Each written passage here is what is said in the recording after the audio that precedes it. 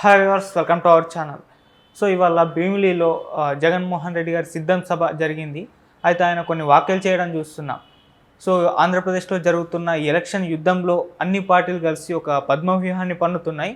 So అందులో చిక్కుకోవడానికి నేను అభిమన్యుని కాదు అర్జునుడిని అంటూ సో యుద్ధ బేరైతే ఆయన మోగించడం జరిగింది. మరి ఏం జరగబోతుంది, ఏపీ ఎలక్షన్స్ ఎటువైపు వెళ్ళబోతున్నాయి, రిజల్ట్స్ అనేవి, సో ఈ అంశం మీద డిస్కస్ చేయడానికి ప్రజెంట్ మనతో పాటు సీనియర్ జర్నలిస్ట్ జయదేవ్ గారు ఉన్నారు. వారితో ఒకసారి డిస్కస్ చేద్దాం. సార్ నమస్కారం. సార్ నమస్తే సార్. అన్ని పార్టీలు కలిసి ఒక పద్మవ్యూహాన్ని పన్నుతున్నాయి.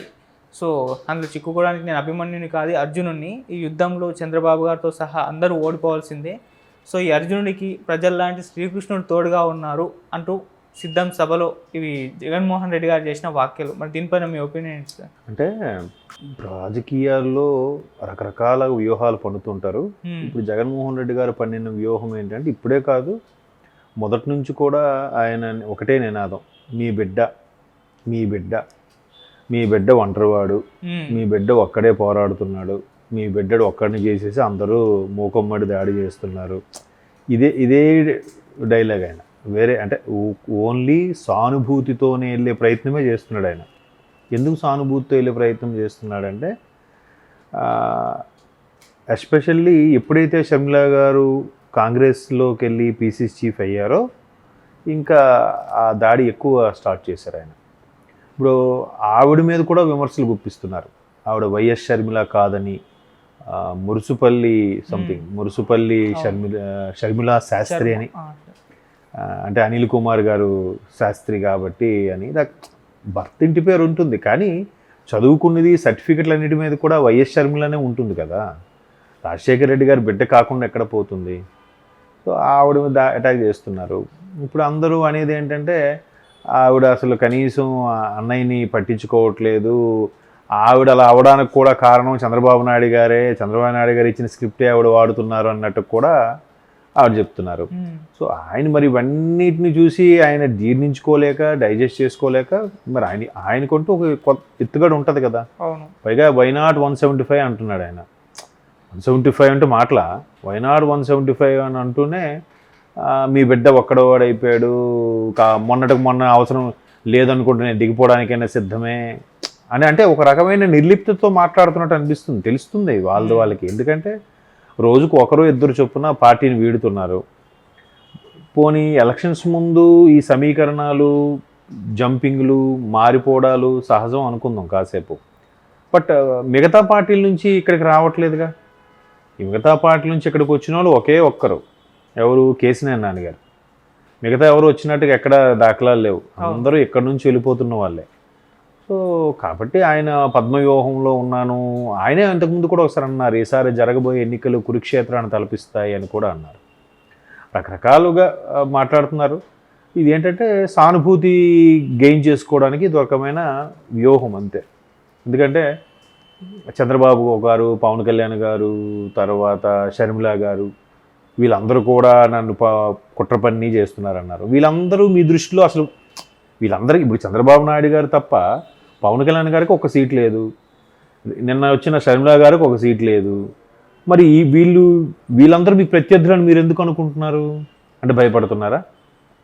చంద్రబాబు గారు ప్రత్యర్థులన్నా అర్థం ఉంది, ఆయనకు ఒక 23 స్థానాలు ఉన్నాయి కాబట్టి, ఒక ప్రతిపక్షం ఉంది కాబట్టి అనుకోవడానికి. పవన్ కళ్యాణ్ గారిని అసలు మీరు పవన్ కళ్యాణ్ గారిని లెక్కే చేయలేదు. ఒక సీటు కూడా, కనీసం ఒక సర్పంచ్ కూడా సీటు గెలవనోడు ఈడు ఒక నాయకుడా అన్నట్టుగా విమర్శించారు. ఆయన ఏది ప్రశ్నించినా ఆయన 3 పెళ్ళిళ్ళ గురించి అడిగారు. పోలవరం అయిందా? 3 పెళ్ళిళ్ళు చేసుకున్నాడు. రాజధాని ఏమైంది? 3 పెళ్ళిళ్ళు చేసుకున్నాడు. అభివృద్ధి ఏమైంది? 3 పెళ్ళిళ్ళు చేసుకున్నాడు. లేదంటే ఒక మంచి కంపెనీ వచ్చిందా? 3 పెళ్ళిళ్ళు చేసుకున్నాడు. ఇవి ఏది అడిగినా అదే ఆన్సరు. ఆవు చూసారా, ఆవు తెల్లగా ఉంటుంది, ఆవు పాలు తెల్లగా ఉంటాయి, ఆవు గడ్డి మేను. వెనకటికి ఎవడో ఒక వ్యాసం చదువుకెళ్ళాడట, వాడికి ఏ వ్యాసం గురించి అడిగినా ఆవు వ్యాసం ఒకటే చెప్తున్నాడు. ఆఖరికి విమానం గురించి అడిగినా కూడా, నేను విమానంలో ప్రయాణిస్తున్నాను, కిటికీలోంచి కిందకు చూశాను, కింద పచ్చటి పొలాలు కనబడ్డాయి, పొలాల్లో ఆవు గడ్డి మేస్తుంది, మళ్ళీ ఆవు తెల్లగా ఉండును, ఆవు పాలు తెల్లగా ఉండును. ఇట్లా అలాగా వీళ్ళు ఏది అడిగినా కూడా పవన్ కళ్యాణ్ 3 పెళ్ళిళ్ళు చేసుకున్నాడు. అది కాదు కదా ఆన్సరు.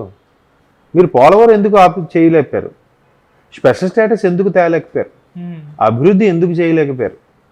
ఏవైతే ఆ ఉద్యోగాలు అన్నారు, జాబ్ ఎంప్లాయ్మెంట్ ఇయర్లీ వేస్తామన్న జాబులు ఏమయ్యాయి కదా. ఇవన్నీ డెవలప్మెంట్ ఎక్కడ, ఇవన్నీ అడుగుతుంటే మంత్రులతోని ఇది దాడి కదా. మరి అప్పుడు దాడి అంత ధైర్యంగా దాడి చేసినప్పుడు ఇప్పుడు ఎందుకు నేను అభిమన్యుని కాదు అర్జున్ని ఎదుర్కొంటాను, ఈ సానుభూతి డైలాగులు ఎందుకు, అందరూ ఒకటి ఎందుకు అవడం అయ్యారు? ఇప్పుడు కదా షర్మిల గారు వచ్చారు. ముందు నుంచి ఎవరున్నారు? ముందు నుంచి పవన్ కళ్యాణ్ వేరేగా అటాక్ చేశారు, చంద్రబాబు నాయుడు గారు వేరేగా అటాక్ చేశారు, అంతే కదా. సో ఏంటంటే ఒక రకమైన నేను మళ్ళీ ఆయన ప్రజల్లోకి వెళ్ళే ఉద్దేశం ఏంటంటే, నేను చేసేవి మీకు నచ్చినట్టయితే నా ద్వారా మీరు లబ్ధి పొందుంటే, అంటే నేను తినే షేర్లు మీకు షేర్ ఉంది కాబట్టి మీరు నాకే ఇవ్వాలన్నట్టుగా ముడిపెడుతున్నారు ఆయన కదా. అదే కనిపిస్తుంది అక్కడ. నేను మీకు చేశాను మనస్ఫూర్తిగా అనుకుంటున్నాను కాబట్టి మీరు నాకు వెయ్యండి అనే చెప్తున్నాడు కదా. దానికి మళ్ళీ ఎలా సవాలు విసురుతున్నారంటే, చంద్రబాబు నాయుడు ఇలా చెప్పగలరా అని అడుగుతున్నారు. పోనీ ఆయన చెప్పలేడు అనుకుందాం. మరి మీరు కూడా చంద్రబాబు నాయుడు గారు అన్నారు కదా, ఒక బీసీ నేతని ముఖ్యమంత్రి చేయగలరని. మరి మీరు చెప్పండి, బీసీ నేతను ముఖ్యమంత్రి చేస్తామని. చేయలేరుగా. సిద్ధం అంటే మరి అంత సిద్ధమైన వాళ్ళు మరి ఎందుకు 2 రోజుల కిందట నేను చాలు ఇంక దిగిపోమన్నా దిగిపోతానని అంటే ఎందుకు? అంటే కన్న తల్లి చెల్లి కూడా లేరని ఒక నిర్లిప్తత స్టార్ట్ అయిందని నా అభిప్రాయం. కాబట్టి ఏదో ఒక విధంగా మళ్ళీ లబ్ధి చేకూరాలి, సానుభూతి గెయిన్ చేయాలి, గెయిన్ చేసిన తర్వాత మళ్ళీ ఎన్నికల్లోకి వెళ్ళాలి, అదే కాన్సెప్ట్. ఎందుకంటే మరోవైపు కేసులు కూడా 10 ఏళ్ళుగా ఆయన బయట ఎలాగుంటాడు బెయిల్ మీద అన్నట్టు కూడా మళ్ళీ కేసులు వస్తున్నాయి. ఏవైనా జరిగితే ముఖ్యమంత్రిగా ఉంటే కొంత వెనక ముందు ఆలోచిస్తాయి కదా ప్రభుత్వాలు కానీ చట్టాలు కానీ.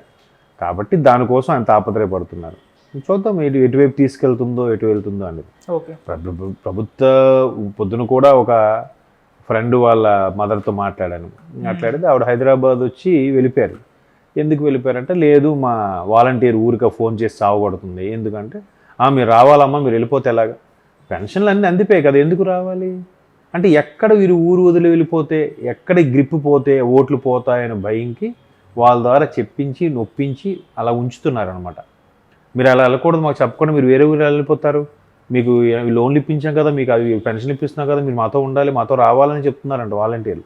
మీరు ఎందుకమ్మా అలా పిలుస్తున్నారంటే, మాకు పైనుంచి ప్రెజర్ ఉంది సార్ అంటున్నారు. అంటే ఇలాగ నయానో భయానో ఓటర్లతో చేయించుకునే ప్రయత్నం అయితే చేస్తున్నారు. మరోవైపు టీచర్లకి ఎన్నికల విధుల్లోకి వెళ్లకుండా చేయాలని అనుకున్నారు. మొన్న ఎలక్షన్ కమిషన్ కూడా గ్రీన్ సిగ్నల్ ఇచ్చేసింది, టీచర్లే చేయగలరు, వాలంటీర్లు ప్రభుత్వ ఉద్యోగుల కిందకి రారు అన్నట్టుగా.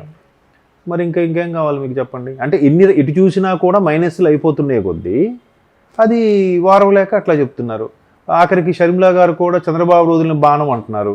కొంతమంది విశ్లేషకులు ఏమంటున్నారంటే, ఎన్ననుకున్నా వాళ్ళు ఒకే రక్తం, జగన్ గారు ఎక్కుపెట్టిన బాణమే షర్మిల గారు అని అంటున్నారు. ఏది వాస్తవం? ఎవరి వెర్షన్ అది కరెక్ట్ కదా. షర్మిల గారిని చంద్రబాబు ఎందుకు పెడతారు? షర్మిల గారైనా తెలంగాణ చంద్రబాబు గారు వెళ్ళిపోమని చెప్పారా షర్మిలని? తల్లిని కూడా అమ్మ నువ్వు రాజీనామా చేసి అని చెప్పారా విజయమ్మ గారిని? ఇంతకుముందు అనిల్ కుమార్ గారు ఏదో సభలో కూడా చూశాను, ఆఖరికి తల్లి చెల్లి దగ్గర కూడా చిచ్చు పెట్టే నీచ సంస్కృతి దిగిపోయారు, చరిత్ర మిమ్మల్ని క్షమించదు అన్నట్టుగా అనిల్ కుమార్ యాదవ్ గారు మాట్లాడుతున్నారు. నిజమే. మరి విజయమ్మకి గౌరవ అధ్యక్ష పదవికి రాజీనామా చేయమని చెప్పింది చంద్రబాబు నాయుడు గారా, లేకపోతే గౌరవ అధ్యక్ష పదవి ఇవ్వమని చెప్పింది చంద్రబాబు నాయుడు గారా? అంటే చంద్రబాబు నాయుడు గారు చెప్పినట్టే మీ పార్టీ ఇంకా నడుస్తుందా? సో అది మీ ఇంకా పార్టీ అయినా మాట్లాడేటప్పుడు కదా.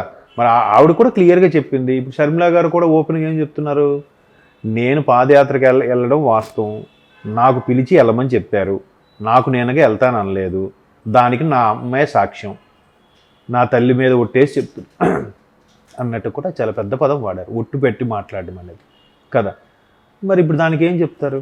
మరి వీళ్ళు ఇది ఆల్రెడీ షర్మిల గారిని మీద విమర్శ స్టార్ట్ చేశారు కదా, విజయమ్మ గారి మీద విమర్శ స్టార్ట్ చేయమనండి, ఎందుకు చేయట్లేదు?